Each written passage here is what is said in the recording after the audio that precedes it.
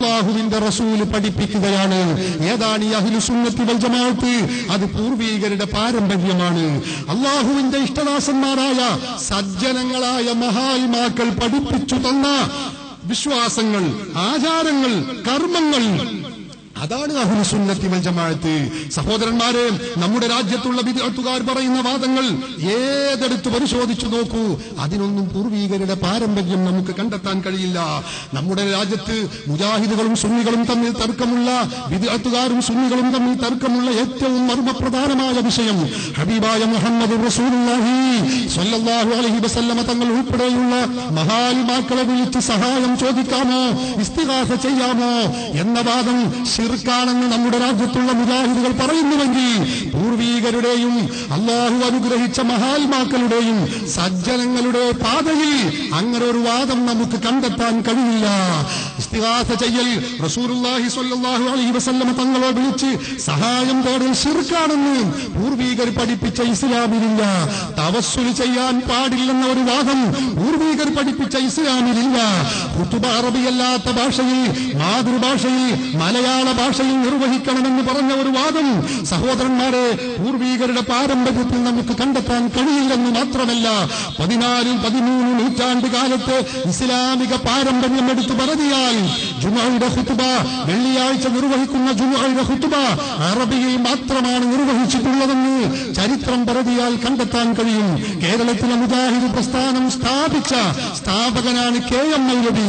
KM മൗലവിയുടെ ജുമുഅ ഖുതുബ എന്ന പേരിലുള്ള ഈ പുസ്തകം കേരള നദ്വത്തുൽ മുജാഹിദീൻ മുജാഹിദ് സെന്ററിൽ നിന്ന് പ്രസിദ്ധീകരിച്ചിട്ടുള്ളതാണ്.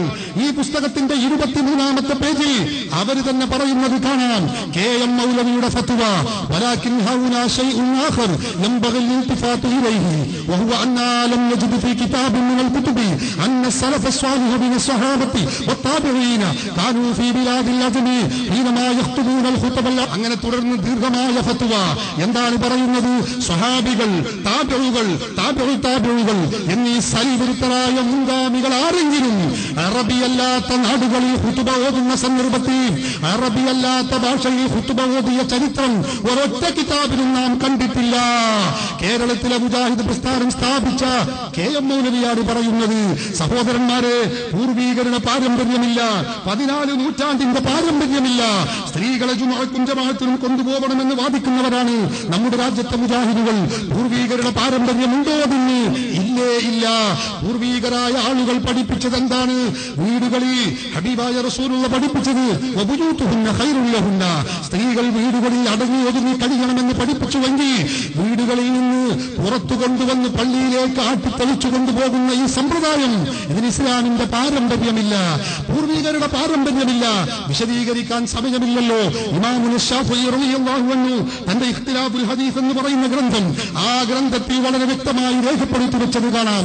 ഇതിന്റെ 123ാമത്തെ പേജിൽ പഠിപ്പിച്ചു, വലം യഅലമ മാ അലിംതു വഖദ് കാന മഅൻ നബി സ്വല്ലല്ലാഹു അലൈഹി വസല്ലമ നിസാഉ മിൻ അഹ്ലി ബൈതിഹി വബനാതിഹി വഖദമിഹി വഖദമി അഹ്ലി ബൈതിഹി വമൗലയാതിഹി.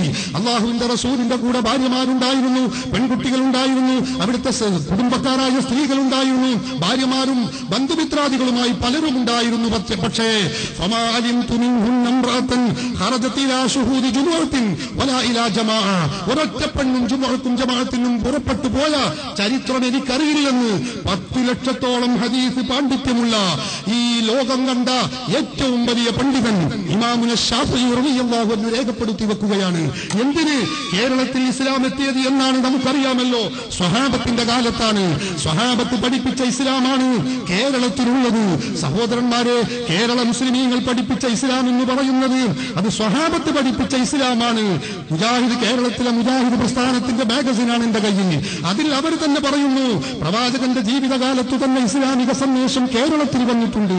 ആ ഹബീബ് മാലിക് ബിൻ ദീനാർ, ഹബീബ് മാലിക് തുടങ്ങിയ ആദ്യകാല മുസ്ലിം മിഷനറിമാരുടെ പരിശുദ്ധ പാത പാദസ്പർശനങ്ങൾ പതിഞ്ഞ പ്രദേശമാണ് മലബാർ. അതുകൊണ്ട് തന്നെ കേരളീയർക്ക് പരിചയപ്പെട്ട ഇസ്ലാം തീർച്ചയായും ഖുർആനും സുന്നത്തും അനുസരിച്ചുള്ള ഇസ്ലാം തന്നെയായിരുന്നു എന്നാണ് പറയുന്നത്. കേരളത്തിലെ പൂർവികർ പഠിപ്പിച്ച ഇസ്ലാം അത് യഥാർത്ഥ ഇസ്ലാമായിരുന്നു എങ്കിൽ ആ കേരളത്തിൽ സ്ത്രീകൾ ജുമുഅക്കും ജമാഅത്തിനും പുറപ്പെട്ടു പോവാൻ തുടങ്ങിയത് എന്നാണ്? സഹോദരന്മാരെ, 1-ാം നൂറ്റാണ്ടിലുണ്ടോ? ഇല്ലേ ഇല്ല. 2-ലുണ്ടോ? 3-ലുണ്ടോ? 10 നൂറ്റാണ്ടിൽ 13.5 നൂറ്റാണ്ട് കാലം സ്ത്രീകൾ പള്ളിയിലേക്ക് ജുമുഅക്കും ജമാഅത്തിനും പുറപ്പെട്ടു പോകുന്ന സമ്പ്രദായം ഇല്ല എന്ന് ഞാൻ പറയുകയല്ല. കേരളത്തിലെ മുജാഹിദ് പ്രസ്ഥാനം പിളരുന്നതിന്റെ മുമ്പ് അവരുടെ വനിതാ മാസികയായ പുടവ അവർ തന്നെ ഈ കാര്യം തുറന്നെഴുതുന്നു. 995 മാർച്ച് ലക്കം 12 പുടവ ഈ പാത ധന്യം എന്ന പേരിൽ ലേഖനം എഴുതുന്നു. കണ്ടോ, ആ ലേഖനത്തിന്റെ റൈറ്റപ്പ് ഞാൻ വായിക്കാം. കേരളത്തിൽ ആദ്യമായി അള്ളാഹുവിന്റെ പള്ളിയിൽ പോയി ആരാധനാ കർമ്മങ്ങളിൽ പങ്കെടുത്ത 2 മുസ്ലിം വനിതകളെ ഇവിടെ പരിചയപ്പെടുക. ആരാണത്? ഒന്ന് വെള്ളാറമ്പാറ ഖദീജക്കുട്ടി, മറ്റൊന്ന് PK ആമിന.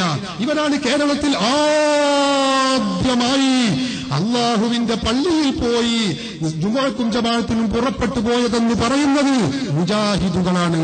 മുജാഹിദിന്റെ പ്രസിദ്ധീകരണമാണ്. പൂർവീകരുടെ പാരമ്പര്യമില്ല എന്നാണ് ഇവർ പോയത്. 1350 കൊല്ലം കഴിഞ്ഞ്, നിങ്ങൾക്കറിയില്ല, 1940-കൾക്ക് ശേഷമാണ് അവർ പള്ളിയിലേക്ക് പോയതെന്ന് മുജാഹിദുകൾ തന്നെ പറയുന്നു. പറയൂ, നിങ്ങൾ പൂർവീകരുടെ പാരമ്പര്യം ഈ വിഷയത്തിലുണ്ടോ? ഇല്ലേ ഇല്ല. തറാവീഹ് എടുത്ത് പരിശോധിച്ചു നോക്കൂ. സ്വഹാബത്തിന്റെ ചര്യ എന്താണ്? കാനൂ യഖൂമൂന അലാ അഹദി ഉമർ ഇബ്നുൽ ഖത്താബ് റളിയല്ലാഹു അൻഹു ബി20 റക്അത്തൻ വൽ വിത്ർ. സ്വഹാബത്ത് മുഴുവനും തറാവീഹ് 20 റക്അത്തും പിന്നെ വിത്റും നിസ്കരിക്കാറുണ്ടായിരുന്നു. കേരളത്തിലെ ഇസ്ലാമിക ചരിത്രം നമുക്കറിയില്ലേ? പൂർവീകർ പഠിപ്പിച്ച ഇസ്ലാമിക പഴയ പള്ളികളിലൊക്കെ നമുക്കറിയാം തറാവീഹ് 20 റക്അത്താണ്. എന്തിന്?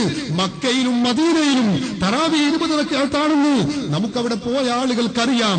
കേരളത്തിലെ മുജാഹിദുകൾ വരെ ഈ കാര്യം അവരുടെ പുസ്തകത്തിൽ കുട്ടികൾക്ക് ആദ്യമേ പഠിപ്പിച്ചിരുന്നു. സുന്നത്ത് നിസ്കാരങ്ങൾ പഠിപ്പിക്കുന്ന കിതാബുൻ അവ്വലു ഫിൽ അമലിയാത്ത് എന്ന് പറയുന്ന പുസ്തകമാണിത്. ഇതിൽ 3ാമത്തെ സുന്നത്ത് നിസ്കാരം പരിചയപ്പെടുത്തുന്നു തറാവീഹ്. ഇത് ഇശാഇന്റെ ശേഷമാണ്. പക്ഷേ റമദാനിൽ മാത്രമേ ഉള്ളൂ. ഇത് 20 റക്അത്തുണ്ട്. എല്ലാ ഈ 2 റക്അത്തിനും സലാം വാജിബാകുന്നു. ഇതേതാണ്? മുജാഹിദിന്റെ കിതാബുൻ അവ്വലു ഫിൽ അമലിയാത്ത് എന്ന് പറയുന്ന പുസ്തകമാണ്. സഹോദരന്മാരെ, ഏത് വിഷയങ്ങൾ എടുത്തോളൂ, ഏതെടുത്താലും പൂർവീകരുടെ പാരമ്പര്യം അഹ്ലുസുന്നത്തി വൽ ജമാഅത്തിന്റെ കൂടെയാണ്. അഹ്ലുസുന്നത്തി വൽ ജമാഅത്ത് എന്ന് പറഞ്ഞാൽ എന്താണ്? സുന്നത്ത് ജമാഅത്ത് എന്താണ്? സുന്നത്ത് ജമാഅത്ത് ആരാണ്? സുന്നത്ത് ജമാഅത്ത് എന്താണ്? സുന്നത്ത് ജമാഅത്ത് അസ്സുന്നത്തു മാ സന്നഹു റസൂലുള്ളാഹി. സുന്നത്ത് എന്ന് പറയുന്നത് അതാണ് റസൂൽ സല്ലല്ലാഹു അലൈഹി വസല്ലമിന്റെ സമ്പ്രദായമല്ലേ. പ്രസംഗം തുടങ്ങിയ മുതൽ, പ്രസംഗത്തിന്റെ ആരംഭം മുതൽ വാഹിറു ദഅവാന അനിൽ ഹംദുലില്ലാഹി റബ്ബിൽ ആലമീൻ വരേക്കും ഇതേ ശൈലിയ. ഏതെങ്കിലും ഒരു മുസ്ലിമിനെ തെറ്റിദ്ധരിപ്പിക്കാൻ കഴിഞ്ഞെങ്കിലോ എന്ന് കരുതിയിട്ടാണ് അദ്ദേഹം. അത് നിങ്ങൾ ആരും പെട്ടുപോകണ്ട എന്ന് ആദ്യമേ ഞാൻ പറയുകയാണ്. ആരാണ് സുന്നത്ത് ജമാഅത്ത്?